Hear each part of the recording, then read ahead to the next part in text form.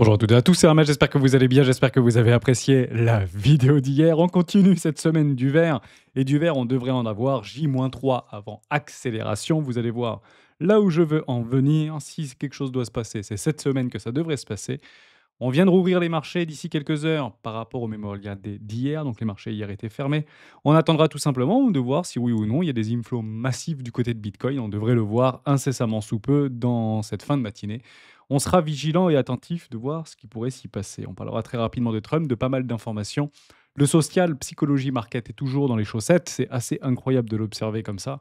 Honnêtement, je comprends pas. Moi, je suis méga ultra boule. Je me dis qu'on est à l'aube d'une accélération comme rarement on a eu. Un petit peu d'opium sur Twitter par rapport à une fractale qui s'était passée, non pas sur le précédent cycle, mais celui encore d'avant. On va parler de tout ça dans cette vidéo. Ça doit être imminent. Soit on se fait rejeter et à ce moment-là, ça fera très mal aux dents. On en parle maintenant.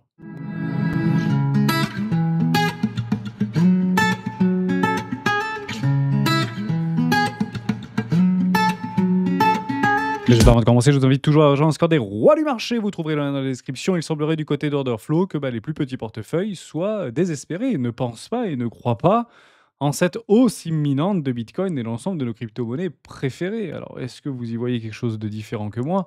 Je vois que les Binance continuent à maintenir ce prix et c'est elles qui font le marché, encore une fois. Alors que ce soit à travers des produits structurés type ETF, mais très franchement, bien qu'on n'achète pas sous résistance, on peut se hedger ou se protéger sous résistance, mais il semblerait bien qu'on est en train de la travailler pour pouvoir s'en extraire, et s'en extraire pas vers le sud, plutôt vers le nord, ici. Vous y trouverez également une documentation qui s'appelle la stratégie des 4 rois. N'hésitez pas à l'utiliser, vous en imprégner, vous en inspirer, pour vous aussi trouver votre propre style d'investissement, que ce soit sur le court, moyen, long terme, voire très long terme. C'est complètement gratuit, c'est 18 pages, et vous pouvez la télécharger sur le site lesroisdubitcoin.com, juste en dessous de la vidéo, ici.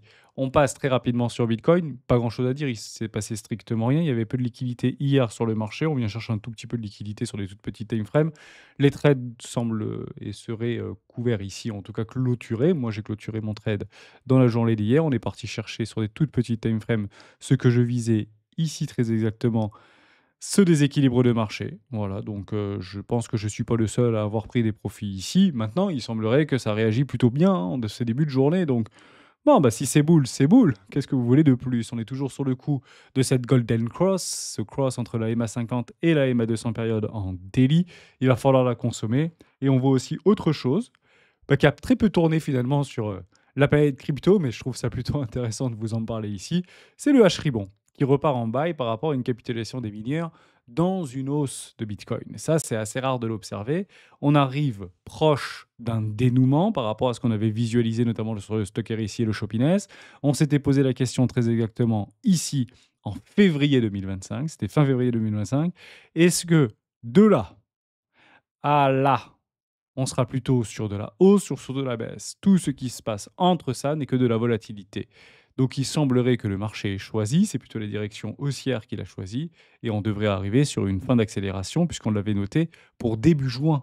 Si on reprenait une fractalité moyenne sur cette fractale qui s'était positionnée depuis le début de Bitcoin, donc sur les 14 dernières années. Il semblerait que, voilà, que début juin, ce serait le dénouement pour arriver à une prochaine latéralisation. J'ai envie de parler comme ça, une respiration peut-être un tout petit peu plus profonde qui durera plusieurs semaines, voire peut-être plusieurs mois, même si on arrive à l'échéance d'ici moins de 160 jours de notre objectif final octobre-novembre 2025. Donc, mais on peut toujours aller chercher un petit peu de volatilité, aller chercher des longues un tout petit peu trop exacerbées, car les certitudes se transforment toujours en cupidité et souvent atteignent la capitulation. Bon, néanmoins, on est plutôt bullish ici. Il semblerait que la direction soit prise. Prochain objectif de prix, les fameux 120 000 $, tout le monde les voit. Je me dis, soit on les explose, soit on n'y va pas. C'est toujours la même chose sur les marchés financiers. Donc, si vous aviez eu des plans précédemment pour prendre des profits sur ces niveaux de prix, notamment sur Bitcoin, ne réfléchissez pas. Prenez-les. Côté Trump, il nous promet toujours les mêmes choses. Baisse des impôts. Ça devrait passer au Sénat. On le savait qu'on devait l'estimer d'ici juillet-août. Lui, il voulait le faire avant le départ en vacances. Ce sera très probablement plutôt pour août-septembre. Zéro fee sur les crypto-monnaies. Faites attention parce que zéro fee sur les crypto-monnaies, posez-vous la question par rapport à nous, retail. Ça veut dire quoi, le zéro fee sur les crypto-monnaies, pour pouvoir les détenir ou pour pouvoir les échanger, voire les repasser en fiat?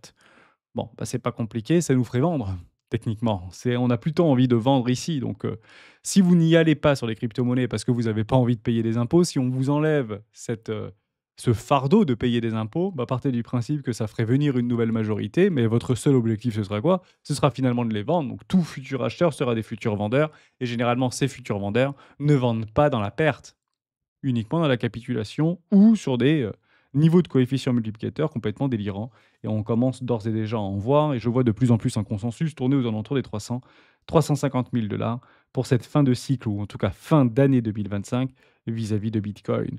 Il nous promet également une baisse de l'inflation. Il semblerait que on s'y positionne. Fin de semaine, vous aurez le CPE Core, vous l'avez juste ici hein, sur Invincible par rapport au calendrier économique.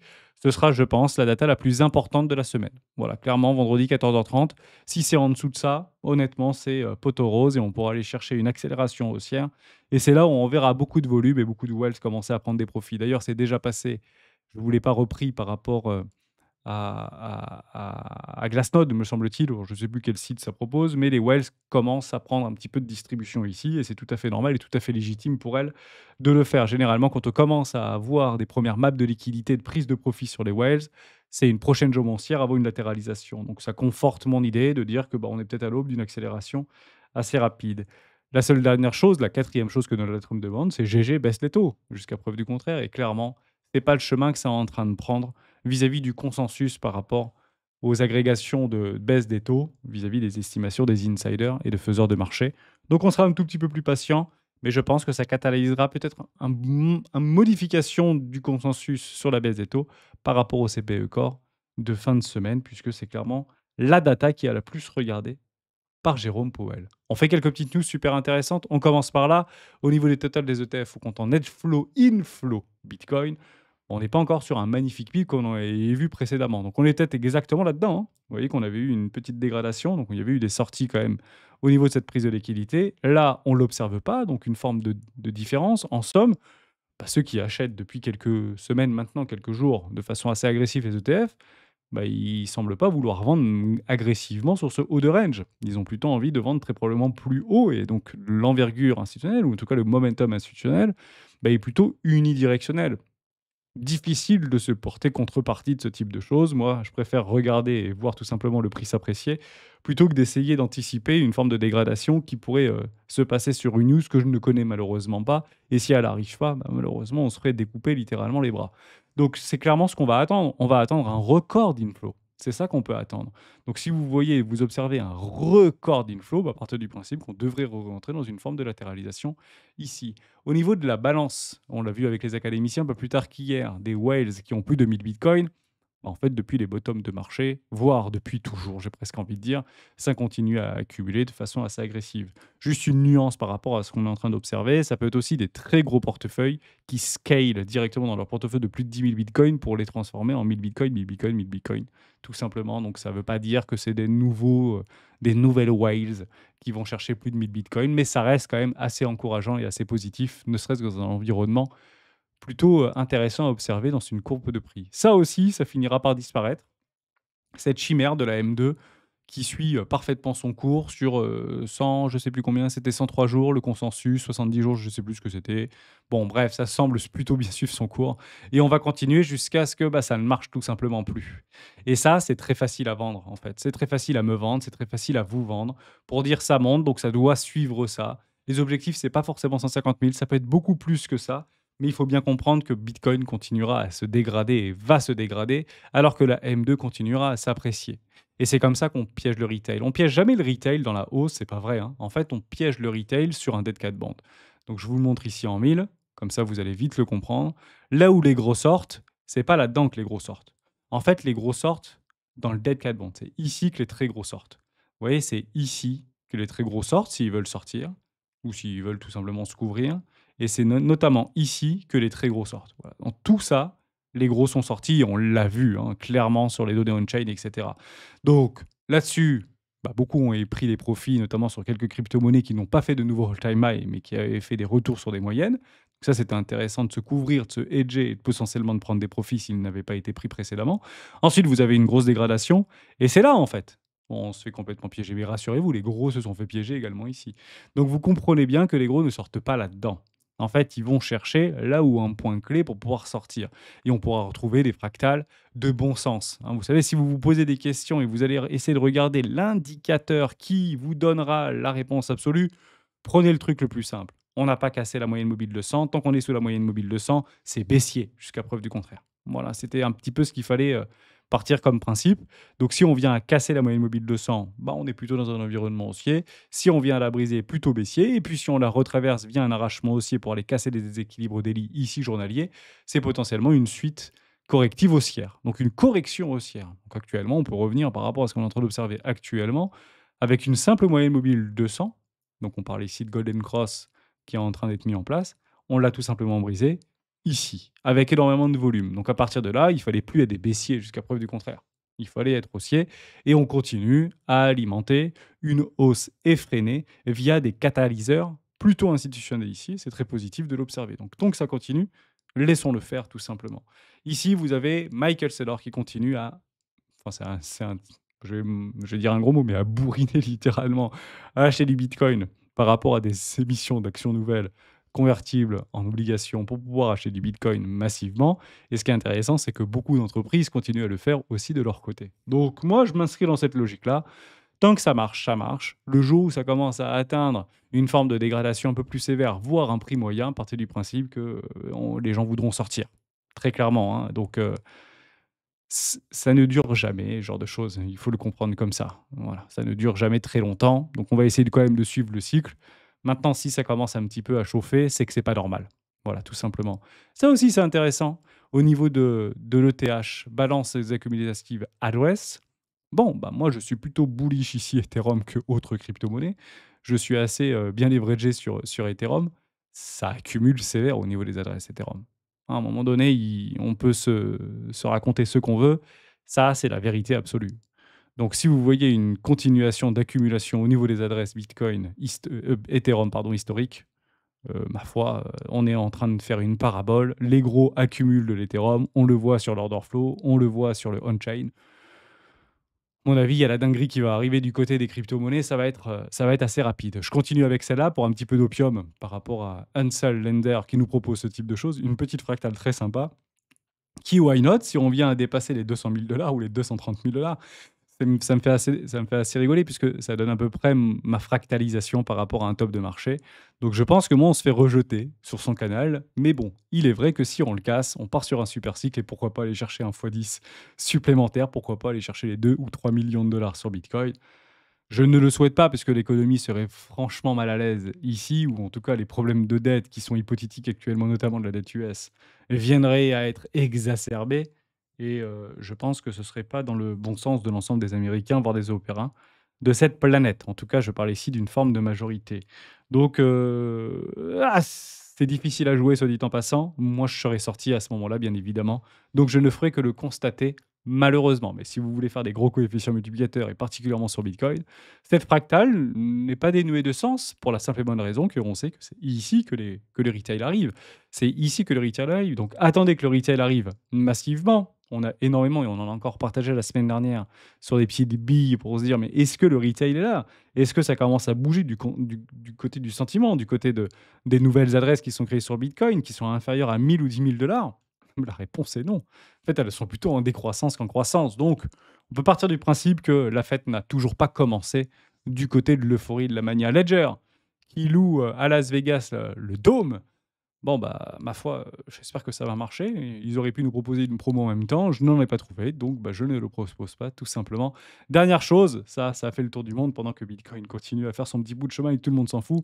Ça, on s'en fout pas. Bon, je vais vous donner en fait la raison claire, hein, pour laquelle Emmanuel Macron s'est un petit peu frité avec Brigitte, c'est qu'il a dû perdre les 24 mots-clés. Voilà, apparemment, il remet pas la main sur les 24 mots-clés, donc il faut le comprendre comme ça. Basta. Voilà, j'espère qu'il retrouvera ces 24 mots-clés très prochainement. Je vous montre ça. Cette page n'est pas accessible. Bon, en fait, je suis tombé sur un article ici, flash ces derniers jours pour empêcher Meta d'utiliser nos données personnelles à partir du 27 mai. Toutes vos photos, vos vidéos, vos commentaires publiés sur Instagram, Facebook, WhatsApp pourront être utilisés pour entraîner son IA.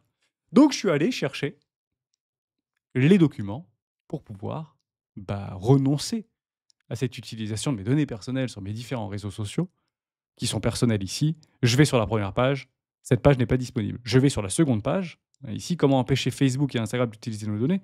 Donc moi, j'y vais, bien sûr. Il va falloir aller sur le message ouvrant Facebook, etc. Est-ce que tu peux me donner, s'il te plaît, voilà, les internautes d'utiliser ce formulaire? Bah, allons sur le formulaire.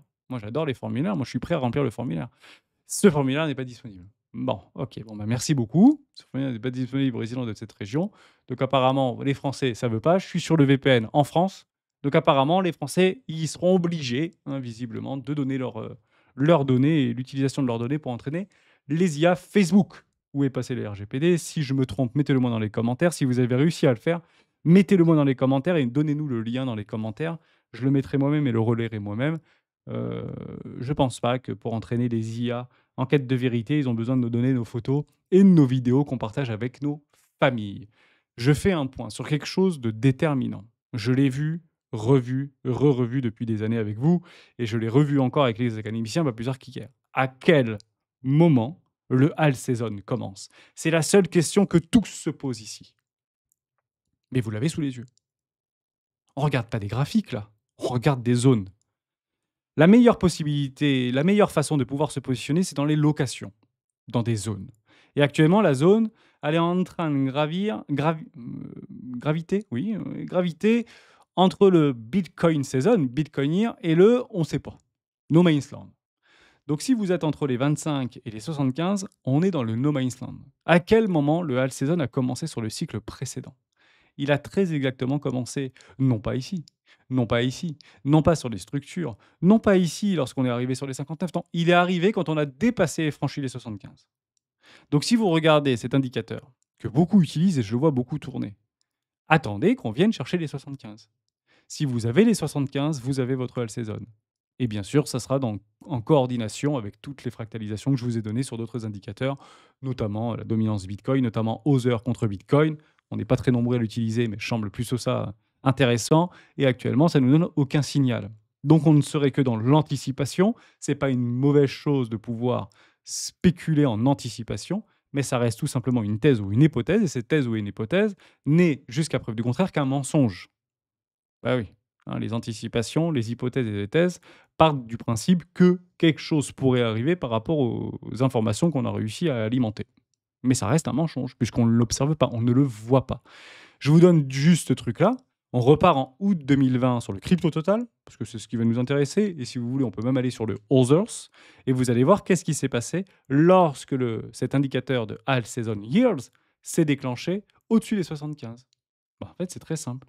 Vous allez chercher le crypto total. Deux, on va enlever Bitcoin, puisque on essaye de taper Bitcoin, on essaye de le superformer, et à quel point c'est difficile. On repart en août. Août, très exactement, on le revient ici, et franchement, c'est déterminant. Très exactement en août 2020. Allez, août 2020. Ici. Voilà. Donc ici, vous avez le déclencheur structurel de toute cette consolidation qui a duré pendant des années pour dire le Hell Season commence. C'est pas ici que le Hell Season commence. C'est pas ici que le Hell Season commence. Hein. Il a commencé ici quand on a atteint les 75. Depuis lors, nous n'avons jamais réatteint les 75. Si vous allez sur Other, vous avez exactement la même chose. Donc ne pensez pas que c'est trop tard de se positionner lorsqu'on verra un signal. C'est très exactement ici. Lorsqu'on a fait une structure extraordinaire, hein, qu'on a cassé des résistances, cassé des trends au niveau de août. Voilà, ici. Vous avez des structures en W dans des W dans des W. Là, c'est validé. Expansion, pullback, accélération. All season commence août, septembre 2020. Et c'est ce qu'on attend lorsqu'on sera arrivé au 75, bah quelque chose comme ça dans les 3 mois ou 4 mois qui suivent. Ça peut se faire rapidement, mais l'anticipation de façon prématurée, ce n'est pas professionnel en réalité. Voilà. Donc, si on regarde par rapport à nos propres indicateurs techniques d'anticipation, pour dire là, c'est le bon moment de pouvoir éventuellement arbitrer, notamment Bitcoin, Ethereum. Je ne trouve pas ça complètement dénué d'essence. Mais encore une fois, c'est de l'anticipation par rapport à de la spéculation. C'est une hypothèse. Observer actuellement, effectivement, alors on va pas se mentir, mais c'est assez dubitatif et honnêtement, c'est assez fou ce qu'on est en train de voir. Des premiers stigmates de renversement, mais ça reste un premier stigmate de renversement dans une dynamique baissière. Eh oui. Donc, à quel moment on a confirmé ou on a validé le fait que, OK, Hermès, plutôt ici Bitcoin winner? Bah, quand on a cassé une résistance, un support. Donc il faudra bien sûr casser une résistance. Où est la prochaine résistance sur Ethereum actuellement? Bah, elle est ici. Support fait résistance. Donc tant qu'on ne vient pas casser ça, il n'y a pas de Ethereum Season. Alors oui, ce sera déplacé. Mais nous, ce qu'on veut, c'est d'avoir les plus gros coefficients multiplicateurs dans un minimum de temps donné. Nous, on n'a pas envie d'attendre 8 mois, 1 an, 16 mois avant de voir un potentiel retournement. Puisque rien ne nous indique que Ethereum peut rester là-dedans pendant peut-être 1 an, 2 ans ou 4 ans avant de faire quelque chose, avant de venir casser des résistances. Voilà, c'est vraiment ce que je voulais vous montrer ici, de ne pas forcément systématiquement être en anticipation. Je le suis personnellement et c'est pas forcément la meilleure approche possible. Et n'attendez pas des institutionnels venir massivement pour faire ce marché, pour pouvoir nous le décaler d'un bottom jusqu'à un top générationnel en l'espace de 2 semaines, puisqu'ils ont demandé des confirmations. Et ces confirmations, nous ne les avons pas actuellement sur Bitcoin. On continue pour finir cette vidéo avec la semaine du vert, avec Swissborg. Bravo aux gagnants. Je rappelle la règle. Vous avez la possibilité de gagner 50 $ chaque jour qui seront tirés au sort sur tous les nouveaux inscrits sur Swissborg. Ça se fait en 3 clics. Application mobile, Swissborg, commencez, mettre votre numéro de téléphone et faire votre KYC et pensez à mettre les rois du Bitcoin dans le côté parrainage. Et comme ça, vous pourrez être éligible à ce giveaway. Bravo à Thomas, qui a d'ailleurs rapporté 12 € parce qu'on récupère exactement la même chose si vous posez la question. De mémoire, hein, on gagne la même chose tous les deux. Donc bravo à Thomas qui s'est inscrit hier et qui reçoit 50 $ supplémentaires. Tu seras payé dans les 48 heures. Pas de problème. Beaucoup m'ont posé la question, notamment sur le Discord, et j'ai eu quelques commentaires dans ce sens-là. Ouais, mais ceux qui étaient déjà là et qui n'ont pas reçu les tickets, ça n'a pas marché. Je l'avais déjà fait il y a plusieurs mois en arrière sur le Discord. Je peux pousser du côté de Swissborg. Si vous n'avez jamais reçu en fait votre petit ticket promotion, c'est que l'affiliation n'a peut-être pas marché. Ça est arrivé notamment avec le QR.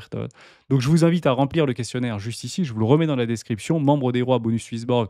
On n'oublie personne. Si vous avez déjà un compte Swissborg et que vous n'avez jamais reçu le petit bonus, vous avez juste à me donner votre adresse ici. Comme ça, je peux vous l'attacher à mon application et vous rentrez dans le tirage au sort. Voilà, mais si vous avez déjà reçu initialement un ticket et que vous avez déjà participé à des bonus et des giveaways, parce que je redistribue une grande partie de l'affiliation, notamment Swissborg, aux membres et aux nouveaux membres Swissborgers, c'est comme ça que je fonctionne. Bah, malheureusement, vous ne l'aurez pas. Mais ça coûte rien. Si vous avez un compte Swissborg et que vous n'avez jamais gratté votre petit ticket à gagner, c'est peut-être que vous n'avez finalement pas été éligible parce que ça n'a pas fonctionné, hein, tout simplement. Et donc, ça a été modifié au niveau de comment on obtenait les petits tickets, maintenant de 5 à 50 $. Et vous avez juste à mettre votre adresse ici et je pourrais la faire remonter à Swissborg fin de semaine pour voir si on arrive à vous débloquer les choses. Voilà, on n'oublie personne. J'espère que cette vidéo vous a plu. Reprenez bien ces fractalisations par rapport à un J-3, notamment du côté des options. C'est la seule chose qu'on regarde, en tout cas moi que je regarde à très court terme, c'est clairement vis-à-vis des options. On va finir par les péter et si vous voulez un petit peu d'opium, on les a pour la fin du mois de juin, ici le 27 juin très exactement, avec un strike price à 300 000 $. Honnêtement, c'est clairement abusé. Moi, ce que je veux, c'est juste qu'on finisse la semaine au-dessus des 112 000 $ et vous aurez très probablement sur cette journée de vendredi une magnifique accélération, peut-être saupoudrée avec de l'opium du CPE Core vis-à-vis d'une décision politique monétaire peut-être plus accommodante dans les prochains jours, prochaines semaines. Bon, bah, je pense que c'est clairement la semaine du vert. Autant la jouer à fond. Je pense qu'elle est là. Bon courage à ceux qui jouent contre tendance. Mais je ne dis pas que ça peut pas marcher. Je dis juste que vous êtes sacrément chaud si vous hésitez de le faire. Et vous vous mettez avec eux. Descend Trader. Voilà. Ça réempile de façon assez massive. Il y a franchement des gros shorts qui sont en train de s'empiler sur les 119, 120 000 $. Que le meilleur gagne. Ciao.